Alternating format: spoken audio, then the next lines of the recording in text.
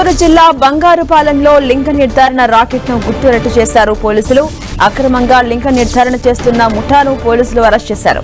ఏజెంట్ల సాయంతో రహస్యంగా లింగ నిర్ధారణ పరీక్షలు చేస్తున్నట్టు వైద్యాధికారులు గుర్తించారు. దీంతో పోలీసులకు సమాచారం ఇవ్వగా ఘటనా స్థలానికి చేరుకుని ముఠా సభ్యులను పోలీసులు అరెస్ట్ చేశారు. కర్ణాటక, తమిళనాడు నుంచి వచ్చే గర్భిణీల నుంచి 10,000 వరకు వసూలు చేస్తున్నట్టుగా పోలీసులు గుర్తించారు. 2 మహిళలు, 2 పురుషులను అదుపులోకి తీసుకున్న పోలీసులు మరో 2 పరారీలో ఉన్నట్టుగా తెలిపారు.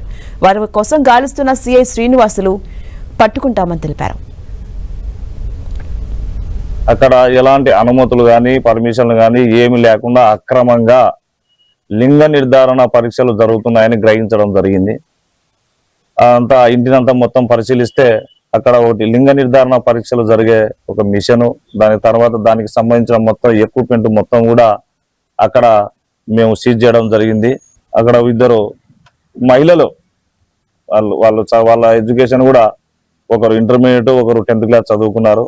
గర్భిణీ స్త్రీలు ఎక్కడెక్కడో అవుట్స్కట్స్ నుంచి వాళ్ళు వచ్చేసి బెంగళూరు, విల్లుపురము, చెన్నై, తర్వాత తదితర తమిళనాడు ప్రాంతాలకు సంబంధించిన గర్భిణీ స్త్రీలందరూ ఈ విషయం తెలుసుకొని ఇక్కడ లింగ నిర్ధారణ పరీక్షలు జరుగుతున్నాయని అందరూ ఈ బంగారుపాలెం టౌన్కి వస్తే ఇక్కడ నుంచి ఈ ఆటో డ్రైవర్ ఎవరైతే జ్యోతిష్ ఉన్నాడో అతని యొక్క ఆటో ఉపయోగించి ఇక్కడ వాళ్ళను ఇక్కడ ఆటోలో ఎక్కించుకొని అక్కడ బిఎల్ కన్నయ్యలో గల స్కానింగ్ సెంటర్ దగ్గర ఇతను అక్కడ వీళ్ళతో కూడా కుమ్మక్కయి అక్కడ వాళ్ళని దించడం జరుగుతుంది.